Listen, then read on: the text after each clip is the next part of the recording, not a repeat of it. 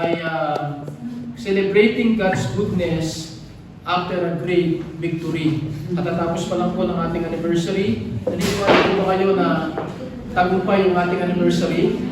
Amen, no? Kasi nakapangaral ng salita ng Diyos, no? Naka-attend po ang marami nating miyembro, marami rin po tayong bisita, at may mga kapatiran from other churches. Pero may mga taga-Dubai na umaten. Ano ba yung sa Dubai? 3 ba yung dumating? Ano, 4. 4 yung kay Berlin, tapos si Bakatan pa, no? Bali 5. Meron tayong 5 from Dubai, meron tayo siyempre sa Pilipinas, si Pastor Namle, meron ding mga Armenian. So, napakaganda mga kapatid. As we go along, dadami pa po yan mga kapatid. No? So, ngayon po ay dumako po tayo sa ating mensahe. Dati, kung kayo po dati na nakaka-attend, kahit kagabi sa Bible study namin, pinaliwanag ko sa kanila yung background nitong chapter 15. At ngayon po ay isasummarize ko rin po sa inyo. No? Alam niyo naman ang kwento ng Israelite, di po ba? Sila ay galing sa lahi ni Abraham, pinangakuan sila ng Diyos na bibigyan sila ng lupain, kahit tinanggal siya dun sa Ur of the Chaldees o Babylonia, pinapunta sa Canaan. Pero sa Canaan, may mga tao na nakatira. Ngayon, ang sabi ng Panginoon, Abraham, ibibigay ko sa iyo ang lupang pangako. No? Ang ginawa niya, pumunta nga siya ron. Pero, alam niyo, hindi na pa sa kanya yung lupa ng panahon niya. Actually, ang naging lupa niya yung pinagbibigyan sa kanya. Binilipan niya. Pero naniwala siya na ibibigay sa kanya ng Panginoon kung di man sa lifetime niya, pagdating ng panahon, nagkaanak siya, si Isaac. Hindi pa rin nakuha ni Isaac yan. No? Nilibing din sila dun sa Cave of Macpela. And then nagkaanak si Isaac ng, sila ba yung kambal na yung anak niya, no? Si Esau at si Jacob. Hindi pa rin nakas sa kanila. Pero dun sila, squatter sila dun sa Canaan. Yung ngayon si Jacob nagkaanak ng 12. Ilang 12 tribes of Israel. Ngayon, dahil naghirap po yung Israel noong panahon na yun, it's okay lang, Sister Mix, no? No problem. Pagka kailangan kang umalis, you are excused. So mga kapatid, nung dumating na po yung panahon na 12, dumami na sila ng mga 78 katao. Makikita niyo sa dulo ng Genesis. Nagkaroon ng kagutom sa Egypt. Ay, sa buong mundo, pero ang Egypt lang may pagkain. Kasi Prime Minister dun si Joseph, di ba? Ang ginawa ni Joseph, sa halip na pabili na yung kapatid niya, tapos maubos yung pinili, babalik na naman. Sabi niya, 7 taon yung paghihirap na yan. So pumunta na kayo lahat dito, binigyan sila ng magandang lupa sa Egypt, nasa border. Namatay si Joseph. Namatay na rin yung hari na nagmamahal kay Joseph, napalitan ng dynasty. Yung pumalit na dynasty, hindi na kinilala si Joseph. Binuha na po yung record, ginawa na silang alipin. Yan ang reason mga kapatid kung bakit ang Israel ay naging bihag for 430 years. No? Tandaan niyo mga kapatid, 430 years naging bihag sila sa Egypt.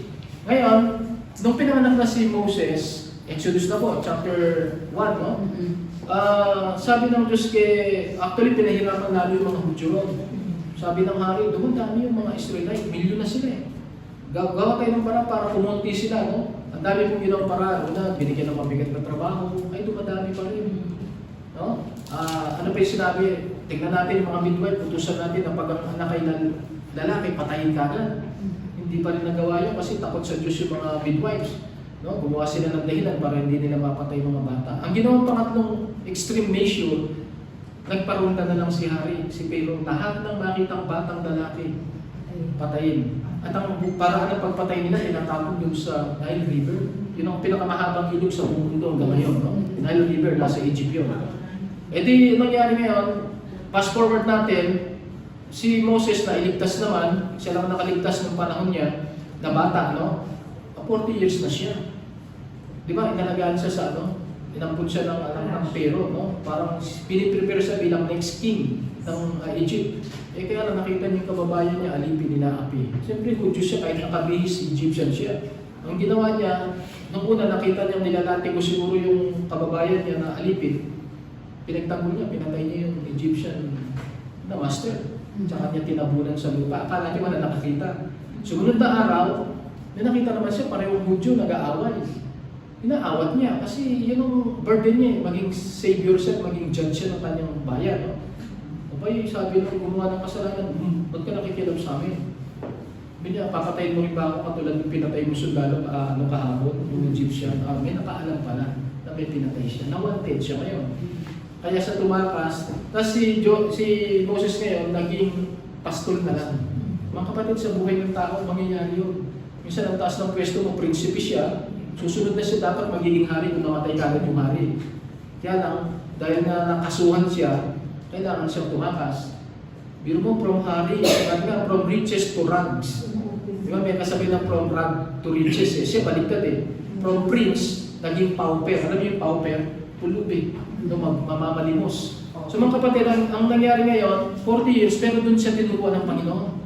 Si Moses, tinuruan siya ngayon na kung paano siya, kung mapalapit sa Panginoon, di ba? Ito, umabot na siya ng 40 years. Pastor siya. Akala niya mamamatay na siya. Siya yung nagsabi sa Psalms 90 verse 10, ang buhay ng tao 70 years lang. After nito, kung umabot ng 80, magiging sakit na lang, no? Mahihirapan siya. Eh siya, akala niya mamamatay na siya bago mag-70. 80, nung 80 years old na siya, tinawag pa siya ng Diyos eh. Sabi ng Diyos, Moses, gagamitin kita.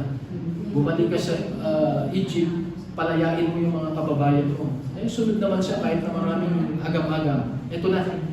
Pagdating ng process na yon, kinausap niya yung Pero. Kapatid, yung Pero, palayain mo yung mga Hudyo, inutusan kami ng Diyos na kailangan kami umalis sa Egypt para mag-worship sa Kanya.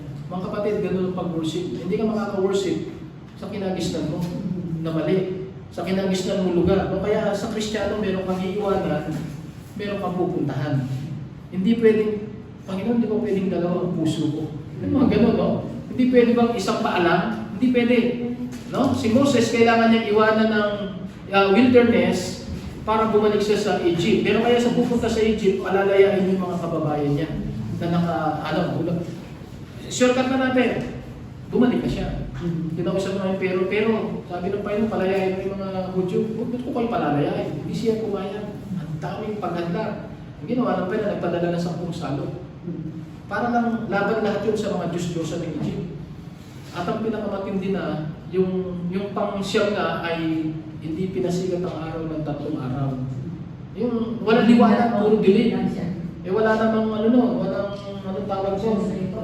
Generator, walang ilaw. Walang ilaw. Talagang mababaliw ka doon. Ay may maputulan ng konting internet ng 1 oras, di ba? Nababaliw na kayo ngayon. 1 minute lang. Walang wifi. Ganun, imagine nyo yung hindi ka sanay na walang ilaw o walang liwanag, ilang araw yun, 3. Tapos finally, ang huling judgment na ibibigay ng Panginoon, papatayin niya lahat ng panganay na anak na lalaki. Lahat ng bahay, lahat ng pamilya papatayin. Pero may pinagawa nga sa Israel. Sabi niya, kayo mga Hudyo, bago dumating yung gabi na yon, pumili kayo ng tupa sa ikadjis ng petsa ng buwan, itabi niyo siya ng 4 na araw kasi sa 14 days siya papatayin eh. Pero ang pipiliin yung tupa lalaki at saka walang sakit. Actually, yung tupa na yun, Jesus Christ yun. Nilalarawan nun si Jesus Christ. Kaya nga sinabi ni John the Baptist nung dumating na si Jesus Christ, narito na ang kordero ng Diyos na nag-aalis ng kasalanan ng Musa Ligot. Anong gagawin ngayon ng tupa?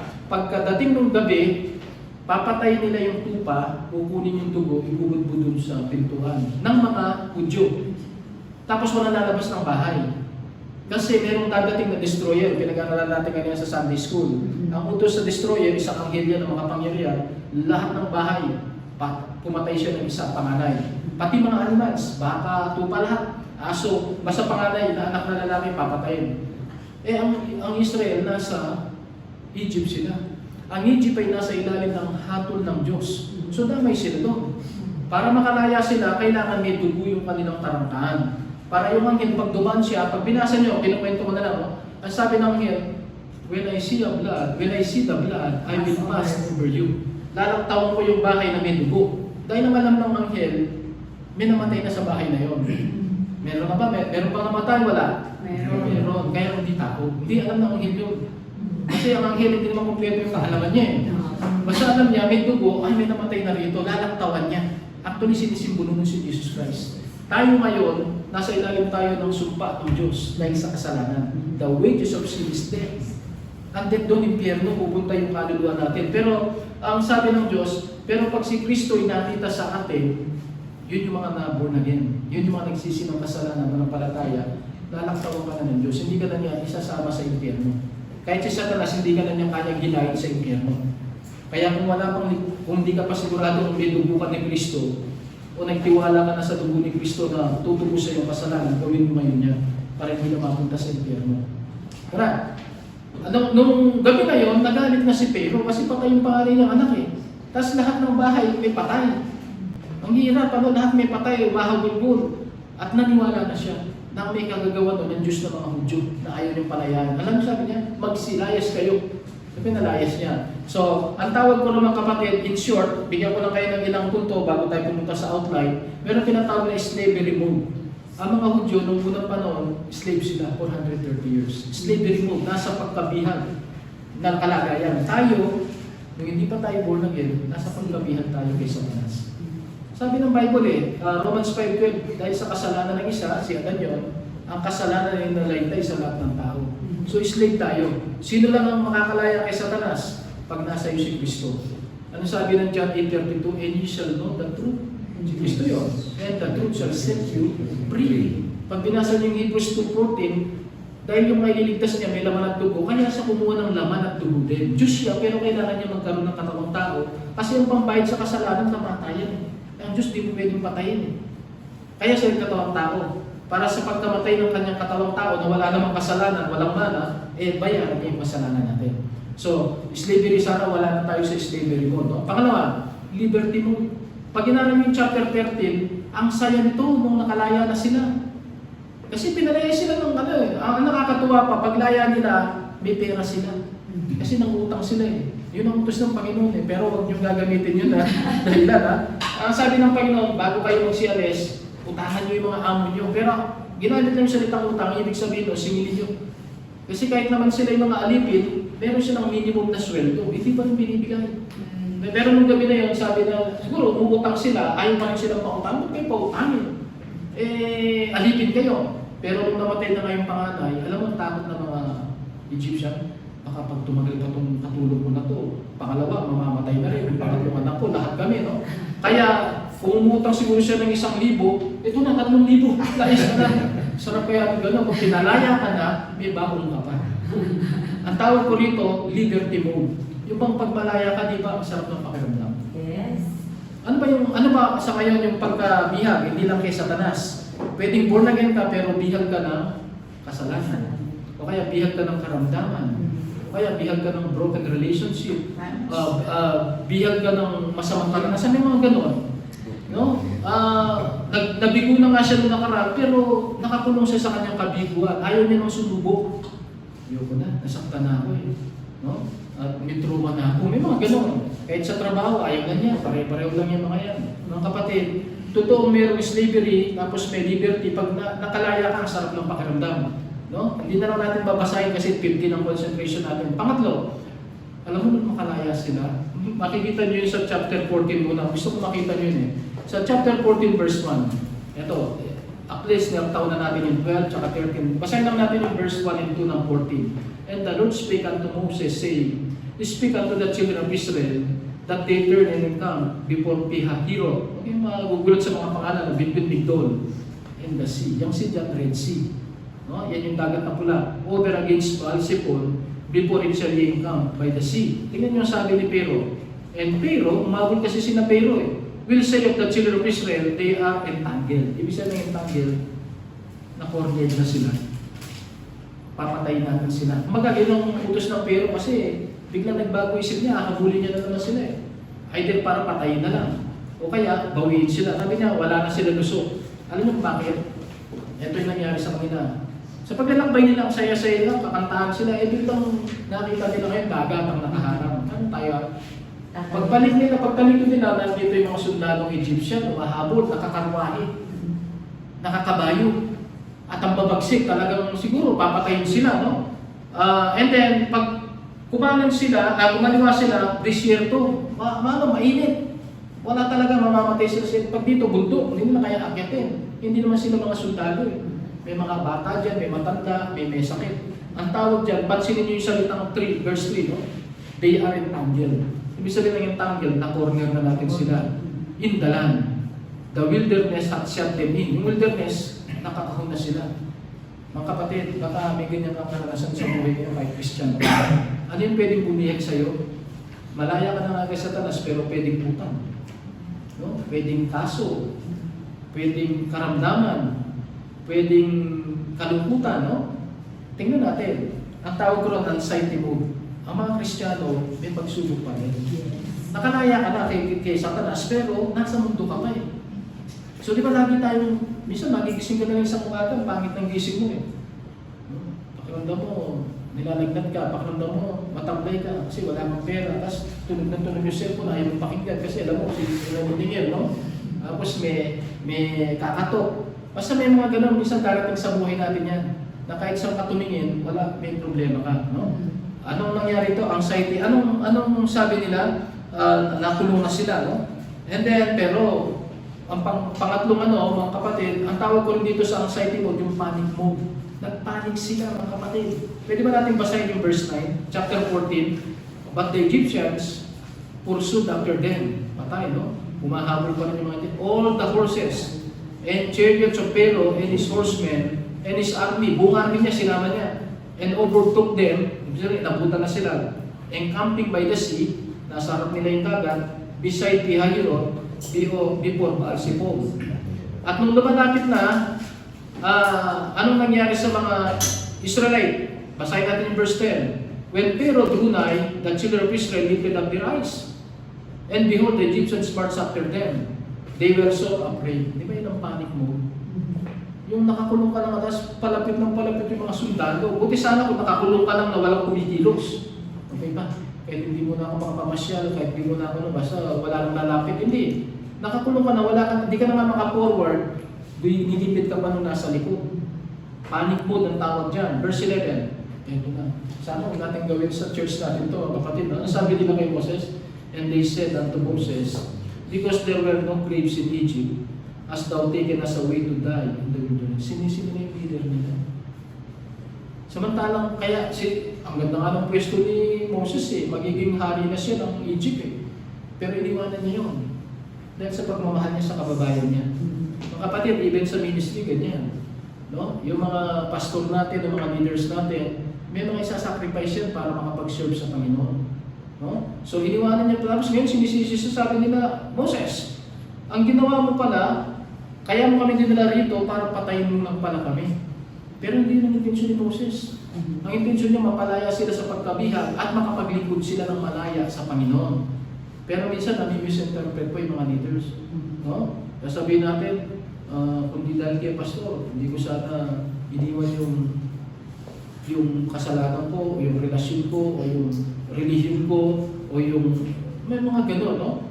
Mga kapatid, hindi mo ginawa yan dahil kay pastor. Ginawa mo yan dahil sa Panginoon na natutunan mo nung nagturo si pastor. So, ang Panginoon ang nagsabi sa iyo kung ano yung hindi mo dapat gawin at kung ano yung dapat mong gawin. No? Sabi nila, dahil ba walang libingan, alam nyo sa Egypt kasi nung panahon na yan, ang libing ng mga mayaman, pyramid. Pag iaralin yung pyramid, napaka-tagal ginagawa niya. Gumagamit yung pinakamalaking pyramid, ang ginamit ng tao, 100,000. No? Tinayo siya ng 20 years. Ang ililibing lang doon, isang tao, hari. Ngayon, kung mapalad yung susunod na anak niya, kung may pwesto pa ron, baka ilagay yung anak niya, no? O yung asawa niya. Pero normally, napakatindi ng libingan. Ngayon, ang sabi ng mga tao, siguro kaya mo kami dinala rito, inside job ito Nag-usapan kayo ng hari, gusto lang ng hari na mapatay na kami lahat ng sabay-sabay. Siyempre, pangit naman patayin sila sa loob ng Egypt sa city, mahirap maglibing. Kung hindi mo naman ililibing, mamamaho sila. At least sa disyerto, pag namatay ka dyan, soul ka agad. Kasi may kakain sa yung buitre. Ganun pag sa disyerto ka namatay. Soul ang libingan dyan, no? Hindi mo kailangan ilibing ang tao dyan. Ilang araw lang, wala na yung katawan ng tao dyan. So yun ang duda nila ngayon. Dinala mo kami rito para mamatay. Tapos, wherefore hast thou dealt with us to carry us forth out of Egypt? Kaya mo kami nilabas. Verse 12, di ba ito rin ang sabi namin sa iyo, let us alone? Ba, sinisi nila? Sabi namin sa iyo dati, huwag mo kaming pakialaman. Dapat hindi mo na lang kami kinumbensing lumabas Sabi niya, mas gusto pa namin maglingkod sa Egyptians kaysa mamatay kami sa wilderness. Mali yung logic nila. Pero mo sabi nila, mas gusto pa namin alipin kami ng Egypt. Parang maraming Kristiyano gano'n. Minsan, baka namimiss niyo yung buhay niyo ng unbeliever na kayo. Kasi pag gumawa ka ng bisyo, walang sasaway sa iyo. Walang Holy Spirit na nagpupunbig sa iyo, mali yan, mali. No? Pero ang isang sabi nila, para mo lang kami patayin, mali yun. Actually, wala dapat mamamatay sa kanila. Kasi Diyos ang nagutos niyan eh.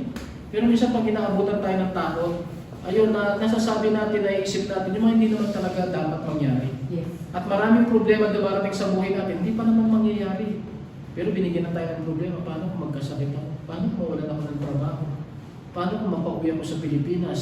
Alam ko, as an OFW, marami tayong sitwasyon. Minsan, kahit pwede ka makauwi, ayaw umuwi kasi nahihiya ka. Wala ka pa naipunda, o kaya baka marami kang pinagkakautaman, o baka may mga ayaw iniiwasan kang tao. Kaya kahit mahirap dito, nandito ka. Pero mali yung sasabihin nila na balik na lang kami sa Egypt, mas maganda pa maglingkod kaysa mamatay dito. Pero mga kapatid, punta tayo sa pang-apat, tapos na tayo sa panic mode, spiritual mode.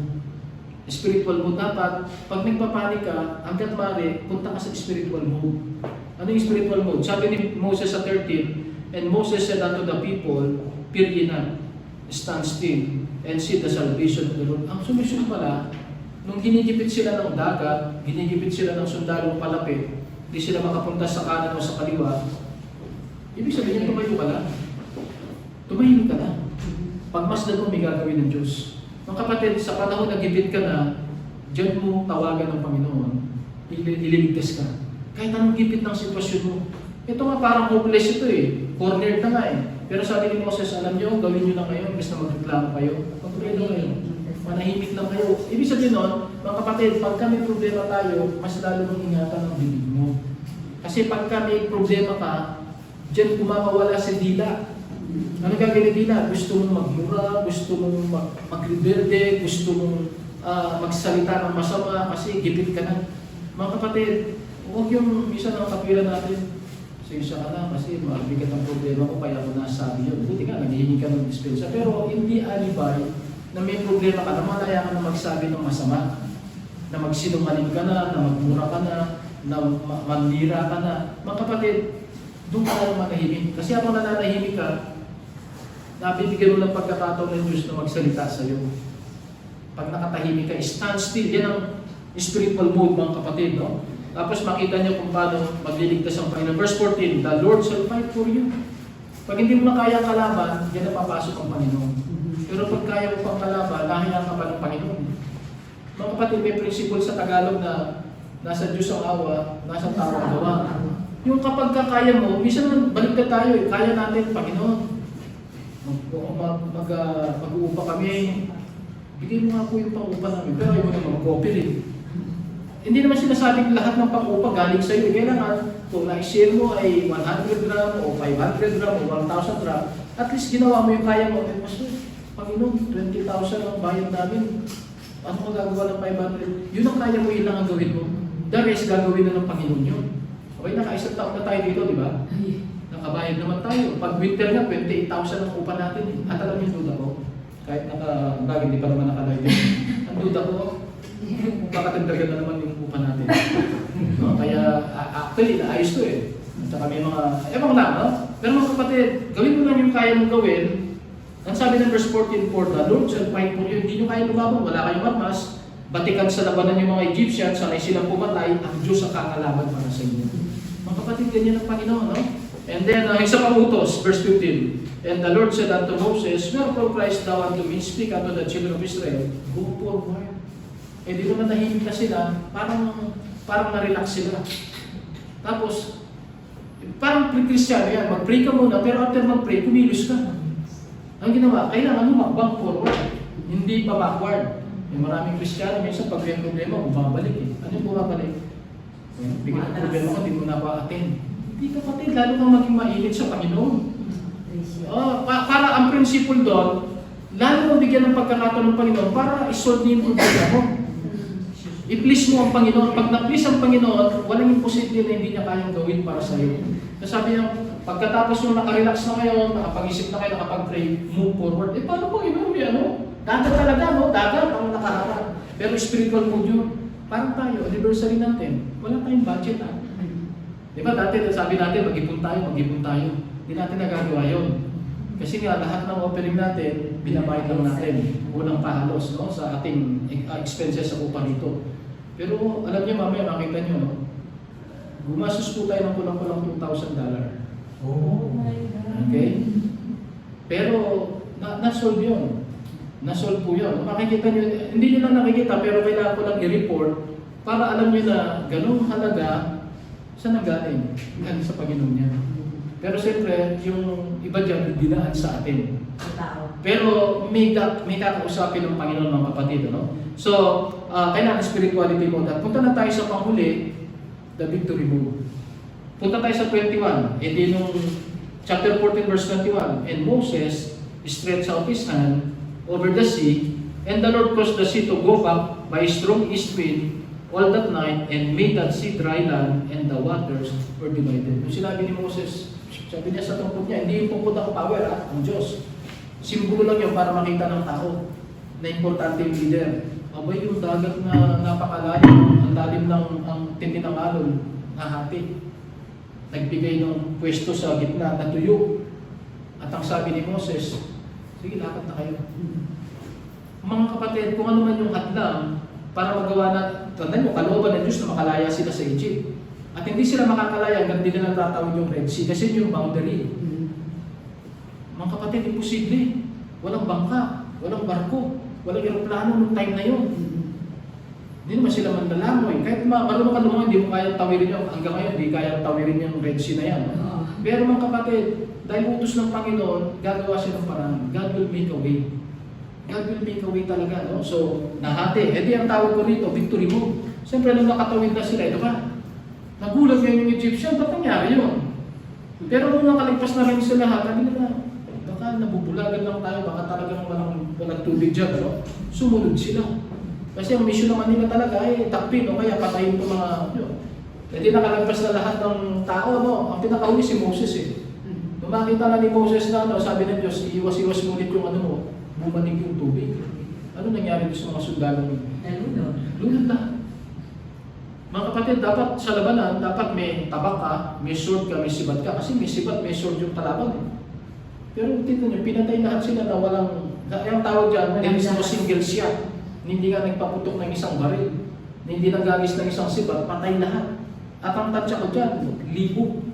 No, libo-libo ang niya. Kasi ang hinahabol nila, 3 milyon eh.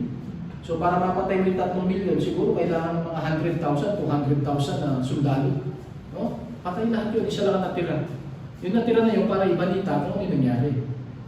Mga kapatid, ang tawag natin yung victory road, hindi ang saya na nila. Parang tayo. Katatapos ng victory natin, no? Nakatawid tayo na, tinawid natin, hindi dagat. Natawid natin yung 1 taon ng paglilingkod sa Panginoon. Na wala tayong budget, nakakaupa tayo. No? Pagpunta natin dito, ang bigat ng pamasahe sa taxi, balikan yan, pero nakatawid tayo, mga kapatid. No? At hindi lang yun, balik sa buhay mo, meron ka rin problema financially, wala kang visa, no? Yung tira, palipat-lipat ka, yan ang mga kulungan natin eh. No? Yung mga limitasyon. Pero pasalamat tayo, nakatawid tayo. Merong victory move. Now, punta na tayo talaga sa pinaka-topic. Actually, mas mahaba yung introduction. No? Ito yung gusto ko malaman ngayon. How to celebrate God's goodness after great victory. Di ba nagtagumpay sila? Ang tanong, after nila nakatawid, that is a great victory sa kanila. Kahit tanongin niyo yung mga scholar sa Bible at saka sa history, ang pinakamalaking milagro sa Old Testament, yung pagtawid sa dagat. Kaya nga yung mga hindi naniniwala sa Diyos, yun ang dinibati nila ng gusto. Pero hindi sila magtatagumpay. No? Dami ng dahilan. Baka read siyan. Ang dami nila read. Pag nabing read, yung parang babaw lang daw yan. Now, mas nakakapagtakang nalulod naman kung sakaling mababaw yan at tinawid lang nila. Di ba meron mga ganung ilog na babaw pagka-season talaga? Pwede mong lakaran, pwede kang dito. Eh bakit naman nalulod yung mga sundalo? Mas imposible yun. Malalim talaga yan, no? Talagang hinati lang ng Diyos at saka ibinalik talaga yan. So, ang tanong ko ngayon, paano sila nag-celebrate? Tingnan natin yung dulong verse ng chapter 14. Ano sabi ng verse 30 muna? Chapter 14. Siguro, ipakita muna natin yung 28 muna mga kapatid. And the waters returned. Binalik ni Moses sa tungkod. And covered the chariots, the horsemen. Hindi lang pala sundalong tumatawid, nakakabayo pa pala. Nakakarway, kasi mas mataas yun. No? Kung ang tao malulunod, pag nakakarway ka, baka hindi ka na malunod kasi mas mataas ang kabayo. Eh, malunod eh. Sobrang lalim talaga niya. Okay, kaya malinaw eh, no? And all the house of Pharaoh that came into the sea after them, lahat daw nalunod, there remain not so much as, ilan na natira? One. Yung importante yung one para may magbalita kung ano talaga yung nangyari, no? And then verse 29, but the children of Israel walked upon dry land. Ang ginawa ng Israel, nakalakad sila sa tuyong lupa in the midst of the sea. Dinilinaw talaga eh. Alam ng Diyos na didibatiin yan eh. Kaya nilinaw niya sa gitna talaga ng dagat sila dumaan, no? And the waters were a wall. Pag nabing wall, mas mataas sa tao. Ano ganito? Baka mas mataas pa dito. Ibig sabihin talagang dagat siyang malalim. Kaya lang talagang hinati lang ng Diyos, no? Dalawang wall. Pambihira. Nakikita siguro yung patin dito, nakikita yung Israel, pero hindi sila makakagat. Kasi hanggang tubig lang sila eh. No? Mga kapatid, yan ang ginawa ng Panginoon. Verse 30, thus the Lord save Israel that day. Kapatid, nailigtas lahat. Walang namatay kahit isa. Di ba kanina lang yung reklamo nila, ba't mo kami dinala rito para patayin lahat? Tanong ko, walang namatay. Walang namatay kahit isa, kahit baby, kahit may sakit, kahit matanda, walang namatay. Ang namatay lahat ng kalaban. Okay, verse 31 ngayon. Ganito tayo mag-celebrate. Ito na yung topic natin, no? In Israel, saw the great work which the Lord did God upon the Egyptians. Mga kapatid, pag may problema, doon mo nga makikita yung kapangyarihan ng Diyos. Nasabi nito, nakita ngayon ng Israel, galing talaga ng Diyos nila. Nakita nila eh. Anong ginawa nila? Ito yung celebration. And the people, what? Feared the Lord. Mga kapatid, after anniversary, anong gagawin natin? Magpatuloy lang po tayo na matakot sa Diyos.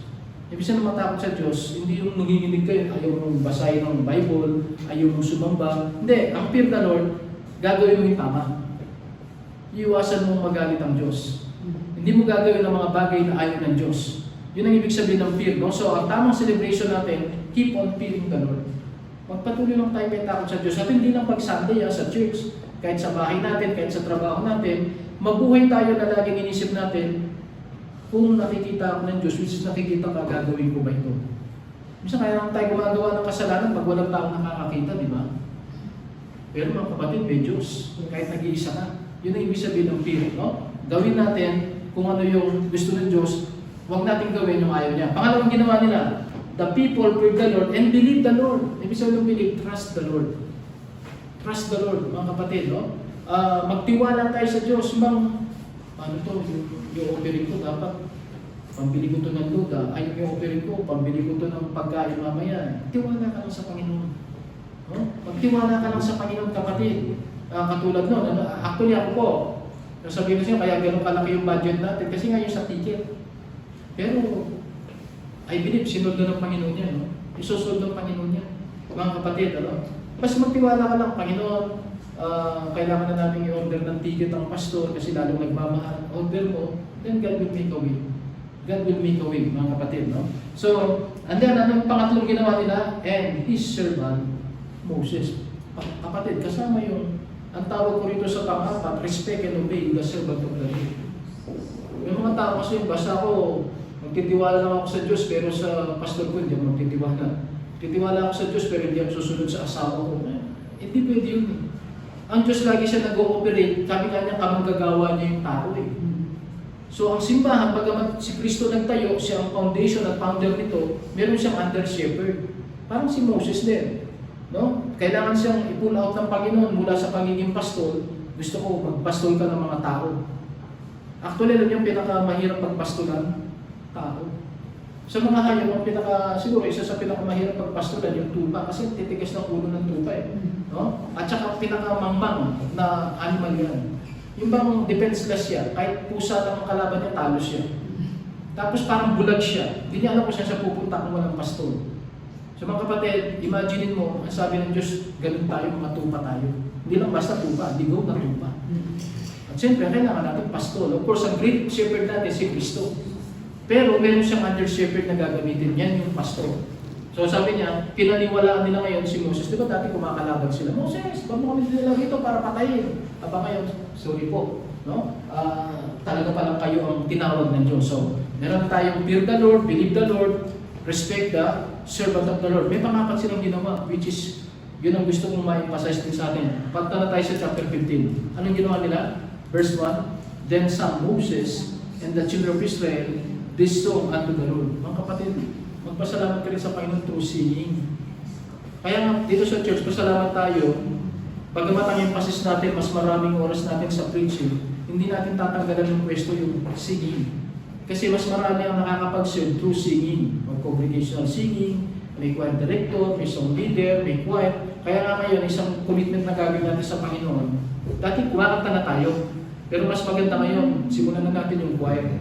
Wala pa nga lang tayong choir director, pero sabi nga ni Sister Rachel Ann, Pastor, feeling ako magpapadala ako ng mga pyesa. Tapos papadala niya rin yung tugtog, katulad kanina, no? Aralin na lang natin. Well, hindi pa naman anniversary yan, subukan natin. Mas maganda kasi yung nagpa-practice tayo ng sabay-sabay, no? Mas marami nakakapag-serve sa Panginoon. You can just imagine kung kunwari pagpunta nyo rito preaching lang, okay na yon, may matututunan tayo, pero parang pastor lang nakakapag-serve sa Panginoon. Kasi sila yung nag-preach.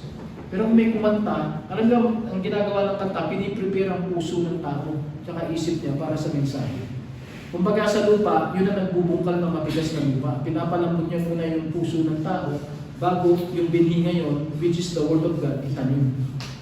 So, tingnan mo, sino kumanta? Lahat sila. Tawag ko rito congregational singing. Tingnan nyo, verse 1, Moses and the children of Israel, ibig sabihin niya lahat. Ang ginawa nila, this song, they sang this song unto the Lord. And he spake, saying, ito yung kanta nila, I will sing unto the Lord, for he hath triumphed gloriously, the horse and his rider hath he thrown into the sea. Mga kapatid, kailangan lang yung mga song natin, may selection din niya, kaya kailangan natin ng musician talaga. Wawarning ako kayo, no? Si Satan, siya yung choir director sa langit. Kaya minsan, huwag kayong magtataka bakit meron dapat talaga nakatutok sa music. Kasi si Satan, pwede niya tayong i-penetrate through music eh. Kasi si Satan nga, siya yung choir director sa langit. Kaya lang, dahil nag-rebelde siya sa Diyos, tinanggal siya. Pero meron pa rin siyang talent sa music. Kaya lang ang music niya, normally nag-cater sa laman. Kaya ingat tayo kapag ang kanta, ang napiplis lang yung laman natin, at hindi yung soul at saka spirit natin, delikado yan. So, ang isang safety dyan, kailangan aralin natin yung mga kanta, ano man talaga yung mensahe.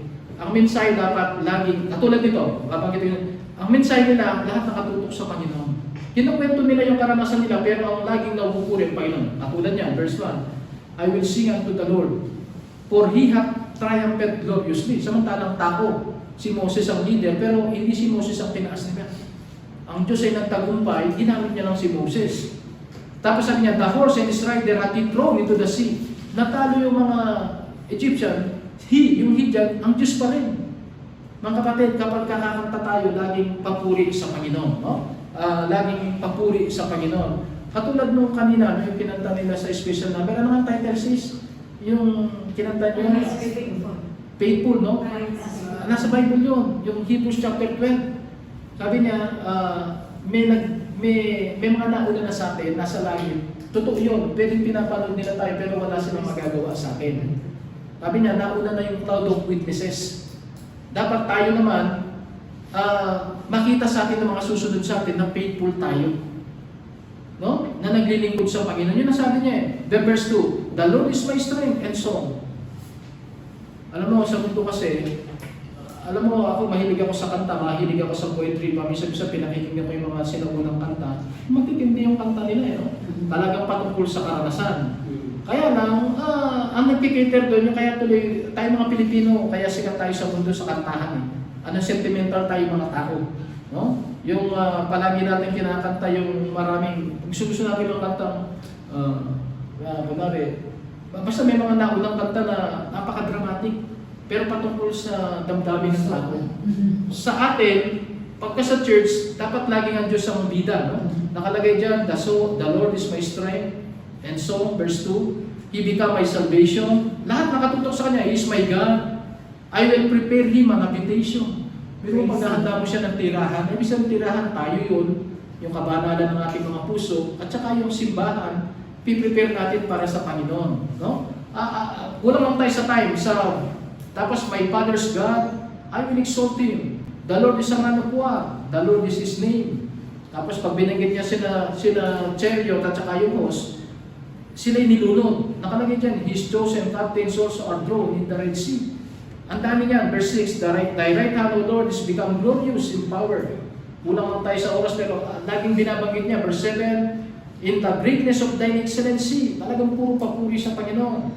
No? And then, verse 11, who is like unto thee? Sino ba ang kamukha, katulad mo? Wala kang katulad. Mga kapatid, sa love song kasi laging ganito yung kanta. Naalala ko yung kanta nga na, sayang, sabi niya, narinig ko na ang pag-ibig niya sa iyo ay lagi tang kapantay. May ganong kanta eh. Sabi niya, sayang, hindi mo nalaman na ang aking pag-ibig sa iyo ay walang kapantay. Tinaasan pa niya. Pero pag sa Panginoon, siya talaga yung totoong walang kapantay. Yung tao, actually drama lang yun, yung ang pagmamahal mo sa iyo walang kapantay. Actually, Diyos lang nakakapag-claim nun. Kasi sa tao, ano lang ng pera yan, makakita lang ng mas bata, mas maganda, mas sexy, mas gwapo, papalitan na yan. Ang Diyos lang ang pwede magsabing walang kapantay yung pagmamahal niya sa atin. So mga kapatid, who is like unto thee, glorious in holiness, fearful, etc., etc. No? And then ang sabi niya sa verse 16, fear and dread shall fall upon them. By the greatness of thine arm, dinidim pa rin yung kapangyarihan ng kamay ng Diyos, they shall be as still as stone, till thy people pass over. Hanggang makalaya ang mga tao, makalaya, makalagpas, no? Pagtagumpay. Punta na tayo sa dulo, verse 18. The Lord shall reign forever and ever. Dapat lagi niya nung laman ng mensahe natin. For the horse of Pharaoh went in his chariots with his horsemen into the sea. Nilunod sila. And the Lord brought again the waters of the sea upon them. But the children of Israel went on the dry land in the midst of the sea. Mga kapatid, pwede natin papurihin ang Diyos sa pagkanta. Kaya i-challenge yun, baka nandito na mismo yung marunong talaga ng choir. No? Sisimulan natin siguro next week, ha? Next week ang kanta natin, kapatid, yung kinanta namin sa yung kinanta namin sa misyon, di ba? Papadala ni Rachel din yun. Tapos mas maganda, gumamit na tayo ng hindi lang gitara, yung nakaprint na para yung ando doon yung tono para matuto na rin tayong bumasa. Gitarist po. Pwede rin, mga gitarist. Kanina mabilis yung kanta natin, Brother Darwin, no? Kaya hindi masundan, mabilis yung tugtog natin. Kaya kailangan din natin ng mga personal talagang pianista kasi sila dapat ang susunod sa kumakanta. Tayo mahabol doon. Wala tayong magawa. Pero taste lang muna tayo.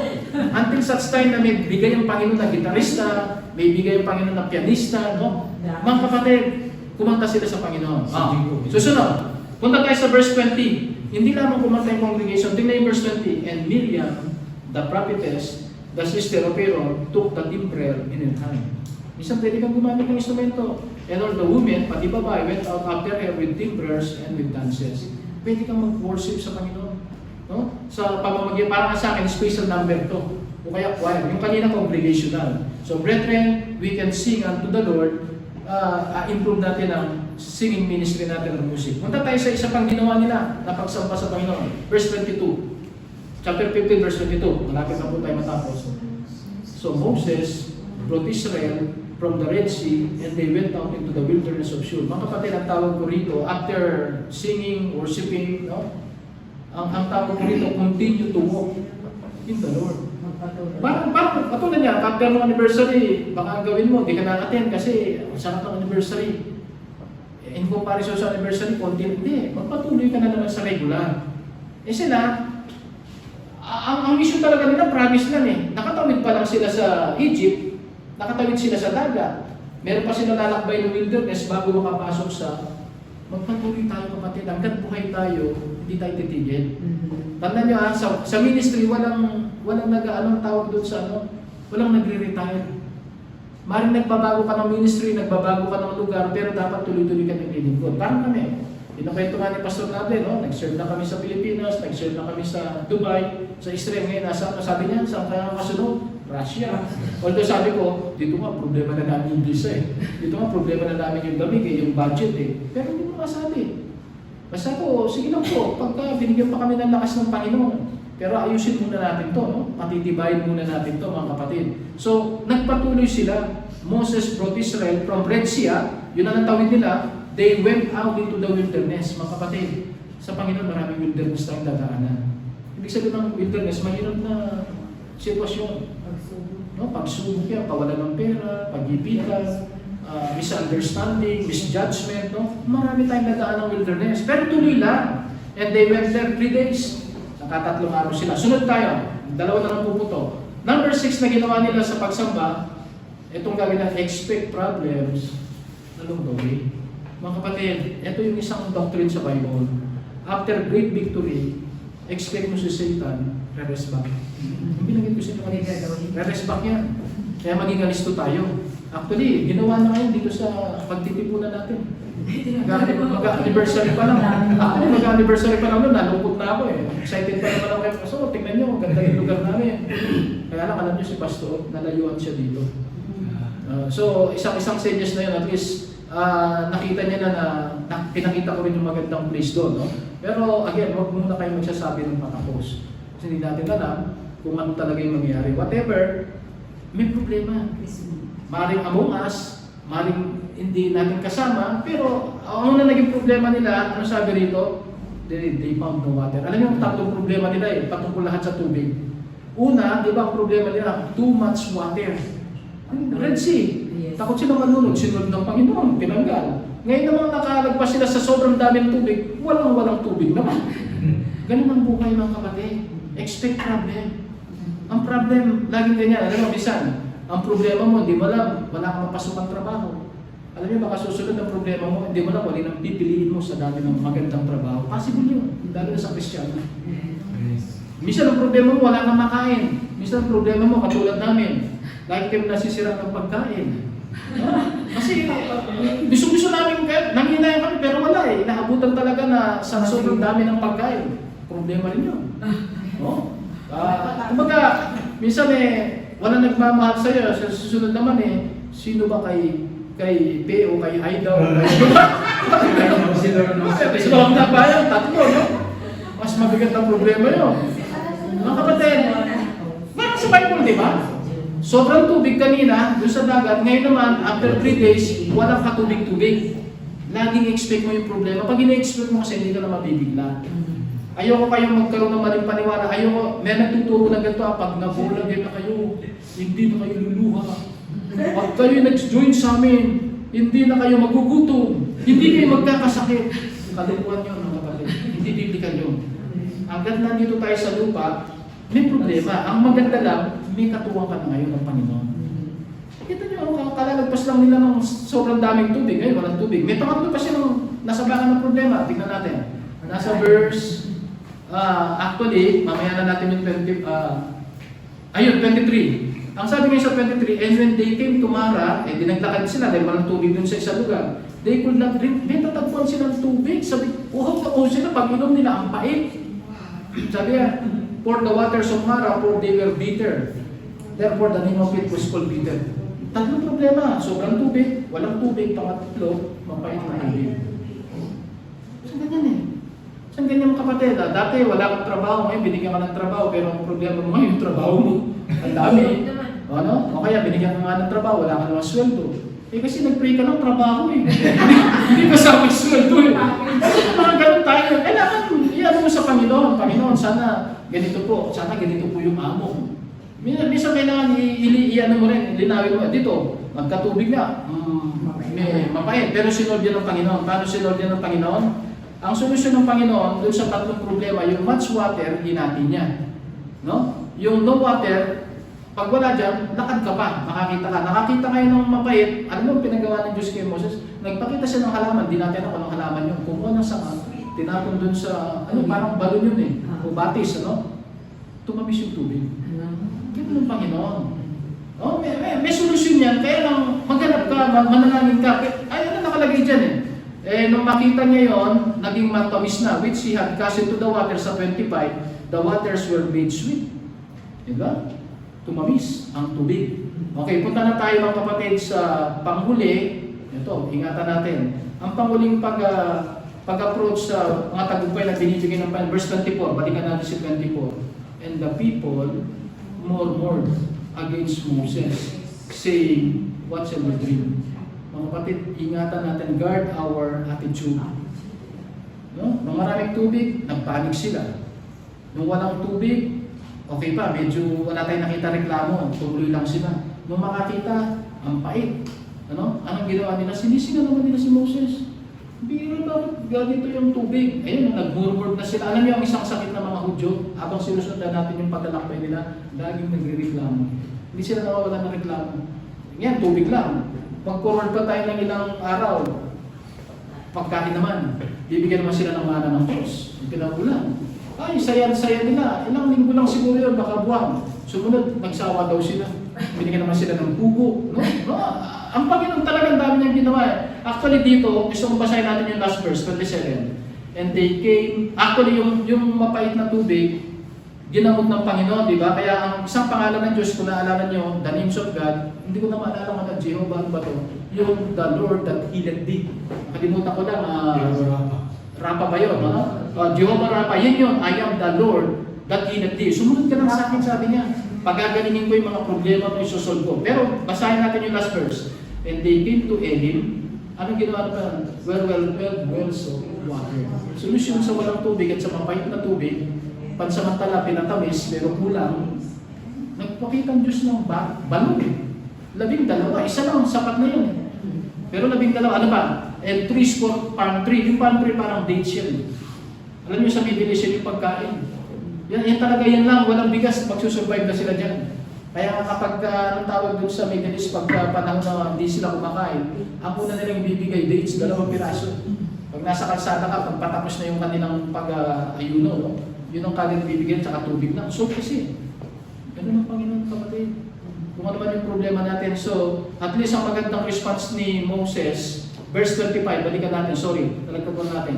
Dapat ganito tayo, and he cried unto the Lord, and the Lord showed him a tree. Pagka tayo may problema, pray lang tayo sa Diyos, magpapakita ng halaman, ibig solusyon. Yung solusyon na yun, yung pala yung magpapatamis sa tubig. No? And then ano sabi niya sa verse 26, and said, if thou wilt diligently hearken to the voice of the Lord. Sunod lang tayo sa Panginoon.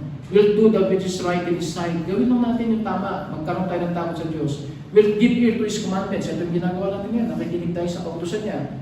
Keep all His statute. Paglabas niyo dito, magsimula na tayong sumunod kung ano yung natutunan natin. I will put none of these diseases upon you. Yung pala yung sikreto para hindi tayo bigyan ng sakit o isolve yung mga problema natin. No? So mga kapatid, sana po sa umagang ito nakita natin, celebrating God's goodness after great victory. Una, fear God.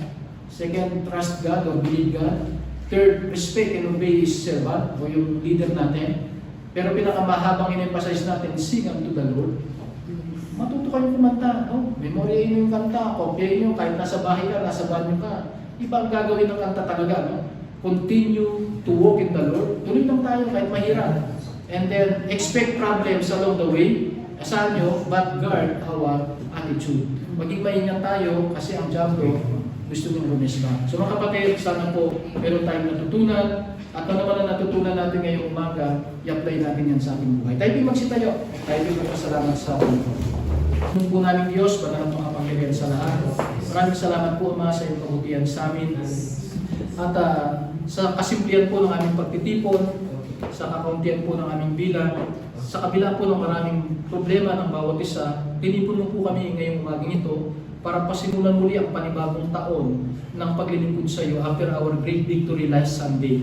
Katulad din po ng mga Hudyo, Panginoon, they have celebrated a great victory matapos silang makatawid ng mahimala, makapangyarihan sa dagat. At ang dagat na kanilang kinakatakutan ay hinati ng Panginoon. Ang mga sundalong Ehipto na kanilang kinakatakutan ay nilunod ng Panginoon. Panginoon, sana po matuto kami na ano man ang aming mga kinakatakutan sa buhay, kung ipagkakatiwala namin sila sa iyo, ay kaya mong gawa ng paraan. Aalisin mo ito sa aming mga harapan at kami ay magiging successful, victorious sa lahat ng sitwasyon na aming kinakapalooban. At nawa, sa bawat tagumpay na ipagkakaloob mo sa amin, matuto rin po kami, Panginoon, na gawin namin ang ginawa po ni Moses. They feared the Lord, they trust the Lord, they spoke and obeyed the servant of the Lord, si Moses. And ang pinakamahalaga na nakita namin, they sing unto the Lord as a congregation and even as a group, katulad ni Miriam. At nakita rin namin, we need to continue, ano man po ang mga sitwasyon, may mga tagumpay, hindi kami dapat tumigil, magpatuloy. May mga pagsubok, magpatuloy pa rin. And then expect every problem. There are so many problems along the way. Walang tubig, sobrang tubig, mapait na tubig. Sa aming buhay, marami po, Panginoon, kawalan ng pera, karamdaman, mga broken relationship, mga kawalan ng trabaho, kawalan ng pagkain. Subalit lahat ito ay may solusyon, Panginoon, in your miraculous way. At nakita rin namin, we need to guard our attitude. Ito po yung pinakamahalaga. Ingatan namin ang aming isip. Sana po naman po mga sitwasyon sa buhay namin, iwasan namin sisihin ang aming mga leaders, sisihin ang ibang tao. Gawin na lang namin na kami po ay magkaroon ng spiritual mode, katulad ng sinabi ni Moses sa mga Hudyo habang sila nagpapanik, stand still and see the salvation of the Lord. Sana po kapag nagkakaroon kami ng problema, mas maging excited kami kung paano mo po ipapakita ang mahimalang solusyon sa aming mga problema. Panginoon, narito po ang aking mga kapatid, inilalapit ko po sila sa iyo ng sama-sama. They have their own problems, Panginoon, na kinakaharap. Maring merong may karamdaman, bigyan mo po ng kagalingan, nasa kagipitan, bigyan mo po ng kaginawan. Merong mga nasa kalungkutan, maybe due to some failed relationship, may mga expectation na hindi natupad, bigyan mo sila ng kaaliwan. Naway, magtiwala kami sa Panginoon, ang iyong Espiritu ang magbibigay sa amin ng comfort, ang iyong presensya ang magpapasaya sa amin, magbibigay ng awit, Panginoon, at ingatan po namin ang aming mga pag-iisip. Panginoon, patuloy po tanggapin mo po ang aming sama-samang pagpupuri at pagdakila sa iyong banal na pangalan, sapagkat ang lahat ng ito ay aming dinadalangin. Gawin mo rin po ang iyong pagpapala, bendisyon sa bawat isa sa amin, sapagkat ito po ay aming hinihiling ng sama-sama, puno po ng pagkakaisa, puno ng pagpapakumbaba, puno po ng pagpapasalamat at puno rin po ng pananampalataya. Alang-alang sa makapangyarihang pangalan po ng aming Panginoon Kristo. Amen. Salamat po.